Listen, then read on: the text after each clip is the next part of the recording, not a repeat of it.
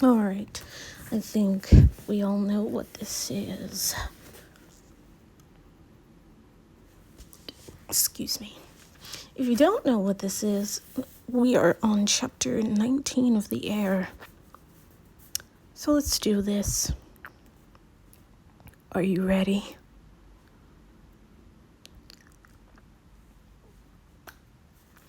I stopped by Jack's room after dinner, and he was waiting for me outside the door. That was kind of strange, but I figured his nerves had gotten the best of him. "Good evening, Jack," I said, approaching. "Your Highness," he replied, with a bow. "You can call me Edlin." He smiled. "Great, Edlin." There was an awkward silence as I awaited for him to offer his arm. He simply stood there, his smile tight, but his eyes animated. When I finally gave up on him figuring it out, I pointed toward the stairs. "It's this way." "Super." Then he started walking ahead of me, even though he didn't know the way. "No, Jack, we need to turn here," I said, the same thing maybe 3 or 4 times as we traveled. And he never apologized. He simply went where I told him, as if he'd been planning to go that way all along. I did my best to let his missteps slide. With a handful of boys already mentally lined up for the next elimination, I didn't want a reason to add Jack to that list. The palace went up 4 stories, but it went down much further. The report was filmed on the sub 1 floor, and there was a storage area as well as the theater. The staff and the guard also had rooms on the first and second sub-levels, but their quarters weren't connected to the theater wing. There was also a monstrous safe room beneath all of that. I'd only had to go there twice that I remember. Once during a drill when I was 3, and once when the last string of rebels attacked us shortly after. It was strange to think about it. The rebels were gone, but now we were faced with different pockets of people fighting the monarchy. I almost wished the rebels still existed. At least we could put a name on that. At least back then we knew exactly who we were fighting. I shook my head. Coming back to the situation at hand, I was on a date. As I remembered that fact, I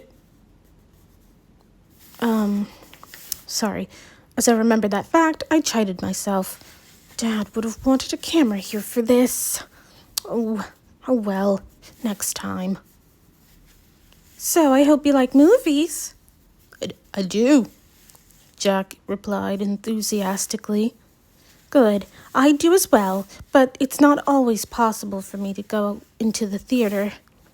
We've access to a few new films downstairs, though our options are animated. Chances are we'll have something good." "That's great." It was strange, this fine line he was walking between being rude and polite. I wondered if he simply didn't know how many mistakes he was making.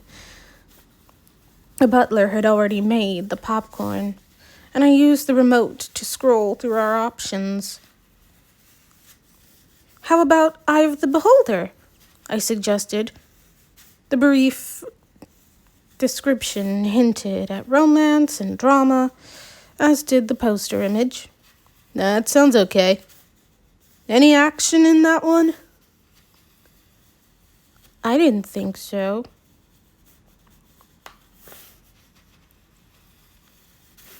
I don't think so. Any action in that one? I don't think so. There is in Black Diamonds. The picture was dark and brooding, with the silhouette of a man with a gun off to one side. It wasn't something I'd have seen with my own volition. Yeah, that sounds good. We have other choices, I said, trying to make my way back to the menu. But this is what I want to watch. It won't be too scary. And if it is, you can snuggle up next to me. I made a face, wondering if I should have given Absol more consideration. The seats in our theater were wide and very soft. The only way I could snuggle up to anyone would be to squish myself into his seat, which was not going to happen. Also, I'd rather be scarred for life than admit to being afraid. Then again, that wasn't what I was worried about for this movie. It simply didn't seem worth watching. I sighed, feeling a little overrun. Again, it was as if he wasn't aware of how foolish he was acting. I let it go, thinking I'd need to tell Dad that the boys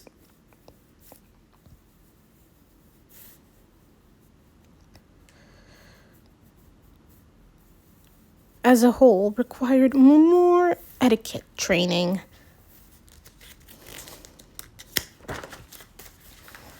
And I started the movie.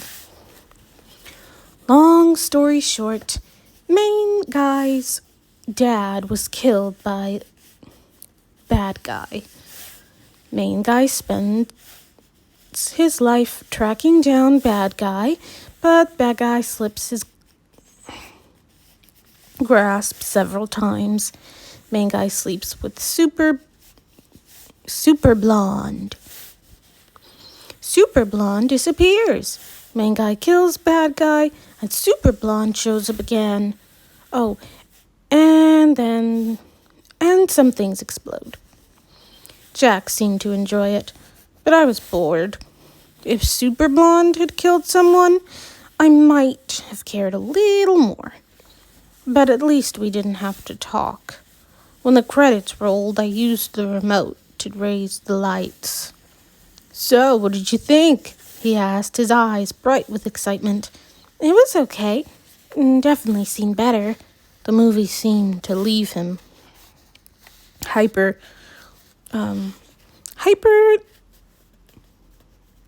animated. But the effects were incredible. Sure, but the story was tired. He squinted his eyes. I liked it. All right. Does that make you upset? I made a face. No, it just means you have bad taste. He laughed, a dark sound that was more foreboding than friendly. I love it when you do that. Do what? I stood and took my popcorn bowl to the counter, leaving it for the staff. I've been waiting all night for your attitude, for a little of your attitude. Excuse me? I've been hoping you'd get mad or snippy. He brought his bowl over too. When you cleared out the men's parlor the day after the parade, and that was great. I mean, I don't want to go home, but I wouldn't be devastated if you yell at me. I stared at him. Jack, you do realize we've hardly spoken to each other. And in the first conversation we have, you reveal that my anger turns you on. Do you see how this might be a lapse in judgment on your part? He broke into a smile, undeterred. I thought you'd appreciate my honesty. I have the feeling you get irritated easily. And I want you to know that doesn't bother me. I actually like it. Jack reached for my hand, and I ripped it away. You thought wrong. This date is over. Good night. He caught up to me, grabbing me again. I didn't want to admit how scared I was, but I could feel the icy strands of fear pulsing through my veins. He was bigger than me, and he seemed to enjoy a fight. Don't run off, he said silkily. I'm only trying to tell you that I think I could be a good fit for you. An easy match. He ran his fingers down my cheek and under my jaw. His breathing was speeding up, and I knew I couldn't waste time. I had to get out of here now. I squinted my eyes. And I'm only trying to tell you that if you don't remove your hand, you will be dead before you could be a match for anyone. Hot. He smirked, seeming to think I was enjoying this. This is a fun little game. Let me go. He loosened his hand, but I could still see the wild excitement in his eyes. This was fun. Let's do it again soon. I went for the stairs, praying he wouldn't chase me. From this second forward, there would be cameras on every single date. When I made my way breathlessly to the first floor, I saw a pair of officers and ran straight to them. Your Highness, the first gasped as I fell into his arms. Get him out of here, I insisted, pointing toward the stairs. Jack, get him out of my house. The guards let me go, sprinting to capture him, and I cowered on the floor, petrified. Edlin? Just before me, Aaron was approaching. I let out a cry and bolted into his embrace. What happened? Are you hurt? It was Jack, I stammered. He grabbed my arm. He touched me. I shook my head, trying to understand how it escalated so quickly, only then seeing that it hadn't been fast at all. He was often watching me, never approaching me, quietly biding his time.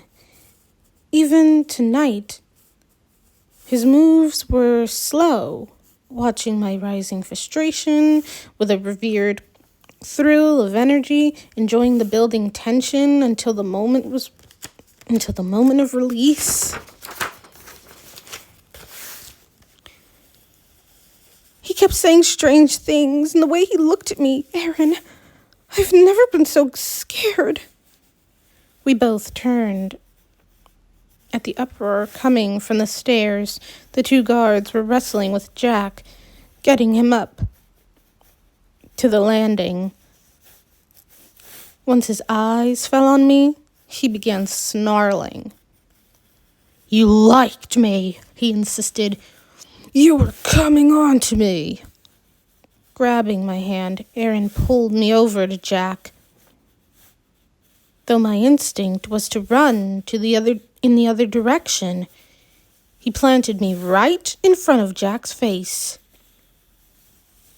Knock his lights out, Adlin, Aaron commanded.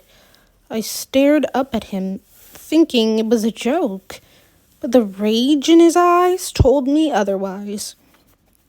I was tempted. I was tempted. I could retaliate when people called me names or criticized my clothes. I couldn't go back to the parade and tell all those people how foolishly they'd acted. But here, for once...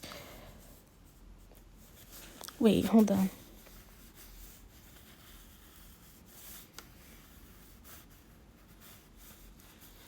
But here, for once, I could take revenge on someone who truly wronged me. I might have done it if it wasn't for Jack's wicked grin, but like he hoped I would, like he dreamed about the touch later. Sex and violence were connected in his head, and giving him one was closing in on the, and give him one was close giving, in his head, and to give him one was close to giving the other. I can't, I whispered. Jack gave a fake pout.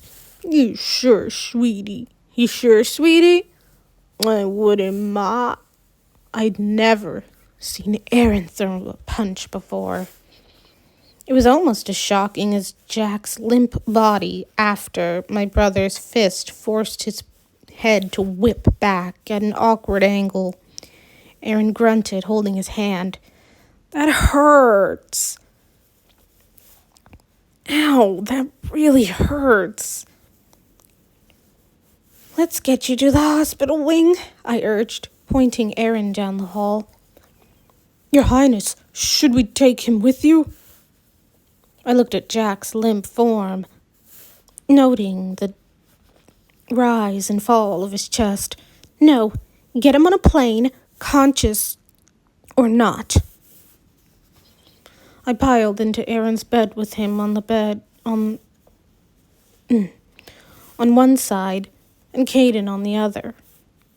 Aaron was flexing his wrapped fingers, which were badly bruised. Does it hurt? Does it hurt? Caden asked, seeming much more excited than worried. Does it hurt? A little bit, but I'm sure I'd do it all over again in a second. I smiled up at my twin, so grateful for him. If I had been there, Caden started, I'd have challenged him to a duel. I giggled as Aaron reached across me to ruffle his hair. Sorry, buddy. It all happened too quickly for me to think of that. Caden shook his head. All those years of sword fighting lessons for nothing. You were always better than me anyway, Aaron said as Austin came in without knocking, a phone to his ear. If you had only practiced with me, Caden chastised. Austin landed on the bed, chatting into the phone. Yeah, okay, hold on. He turned the receiver away and looked to me. Edlin, where was that Jack guy from anyway? I tried to remember his form. Paloma, I think? Caden nodded. It was Paloma. Awesome. Austin spoke into the phone again. Did you hear that? I'll be in touch. He hung up and slid the phone into his pocket as we all stared at him. I laughed. I'd usually try to stop whatever you're doing, but I'm not even going to ask. I think that's for the best. I looked around at all my brothers, so caring and smart and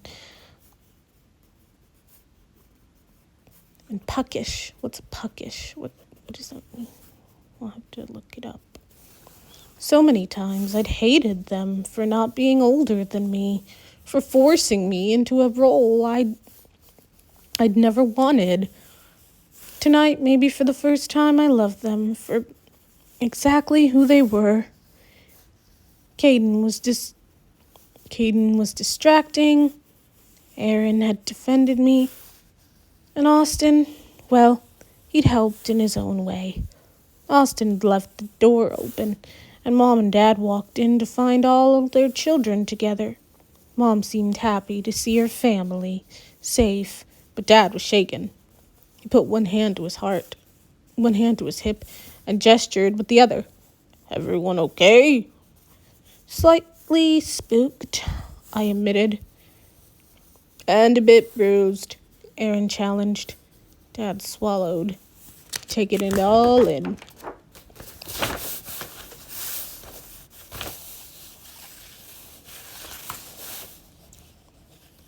Evelyn, I'm so sorry. I don't know how he slipped through the cracks. I thought the applications were vetted, and I had no idea. He stopped, looking as though he were close to tears. I'm all right, Daddy. He nodded, but didn't speak. Mom stepped forward, taking over. We'd like to put some guidelines in place. Perhaps have a guard nearby on any dates from here on out. Or have all the dates here in a public area. Have all the dates in a public area. That or have photographers. I think that would help too. I cursed myself again for not remembering earlier. Excellent idea, sweetie. We want to keep this safe. Excellent idea, sweetie. We want to keep this safe. Which reminds me, Dad said, under control again. How do you want to proceed with Jack? Should we cover this up? Press formal charges? Personally, I'd like to tear him limb from limb, but that's really up to you. I smiled. No charges, but let's not cover it up. Let everyone know exactly what kind of man he is. That'll be punishment enough. Very wise, Aaron agreed. Dad folded his arms, considering, if that's what you want, that's what we will do. I've been told he's on his way home now. And that will be the end of it. Thank you. Dad put his arm around Mom and then turned to leave Mom, taking one last look at all her children, at all of us. By the way, Dad said, glancing over his shoulder, while I agree with the sentiment behind throwing him out without seeing if he regained consciousness, if he had died, that would have looked really bad. I pressed my lips together, but I knew my eyes were smiling. Fine, no more carelessly tossing people out through the gates. The more sword fight. And more sword fights, Caden yelled, while Aaron and I laughed. Our parents shook their heads. Good night. Don't stay up too late. And we didn't mean to, but we did end up talking for a long time. I eventually fell asleep, with Caden's back pressed against mine, Aaron's arm under my head, and Austin holding on to one of my feet. I woke earlier the next morning, well before the others, and smiled at my brothers. My protectors, the sister and me, wanted to stay, but the princess and me got up and went to prepare for the new day.